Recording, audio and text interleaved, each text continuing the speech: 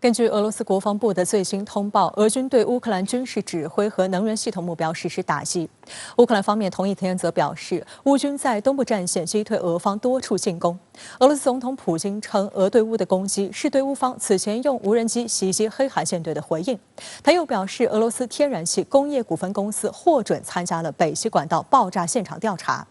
普京还强调，俄罗斯并没有推出黑海港口农产品外运协议，而是暂停落实这项协议。对于俄乌谈判的问题，普京表示，我们在等待，可能一些必要条件会发展成熟，而我们的意愿是众所周知的，不会有任何改变，且无需质疑。在谈到是否可能与乌克兰达成协议的问题时，俄总统指出，基辅没有坐下来谈判的意愿。此前，普京10月27号在莫斯科举行的瓦尔代国际辩论俱乐部全体会议上也表示，莫斯科仍然愿意与基辅谈判，使乌方决定不继续推进谈判。普京称，华盛顿应向基辅发出信号，让他改变立场，和平解决问题。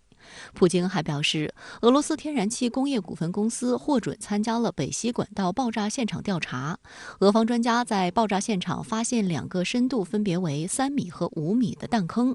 而针对俄罗斯国防部10月27号发表声明，指责乌克兰利用公开粮食走廊对俄采取军事行动，同时宣布暂停执行黑海港口农产品外运协议。普京31号强调，俄罗斯并没有退出黑海港口农产品外运协议，而是暂停落实这项协议。普京还指出，俄罗斯为了最贫穷国家的利益同意了黑海港口农产品外运协议，但最需要粮食的国家却几乎没有收到任何粮食。Это колеблется цифра, потому что больше вывозят туда-сюда. Только 3-4, ну, может быть, 5%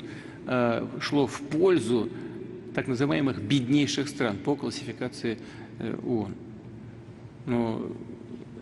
послушайте, разве для этого мы все делаем? 俄罗斯国防部当天发表的声明也强调，俄方已向联合国秘书长古特雷斯和联合国安理会表明自身立场，并希望联合国方面提供协助，帮助俄方从乌方获得不利用该粮食走廊和出口农产品的乌克兰港口对俄采取军事行动的保证。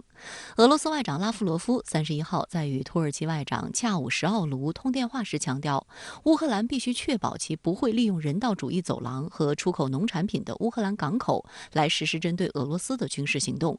而乌克兰总统泽连斯基同一天再次指责俄方破坏黑海港口农产品外运协议，并表示乌方将继续履行协议。当天，联合国安理会审议黑海粮食外运倡议。联合国秘书长发言人杜加里克称，古特雷斯对当前黑海粮食外运倡议的运行状况深表担忧。联合国紧急救济协调员格里菲斯和联合国贸易和发展会议秘书长格雷斯潘也在当日的会议上表示，黑海粮食外运倡议是否能够继续生效尚未明确。谷物价格再次飙升，仅在10月31号一天内，小麦期货就上涨了逾6%。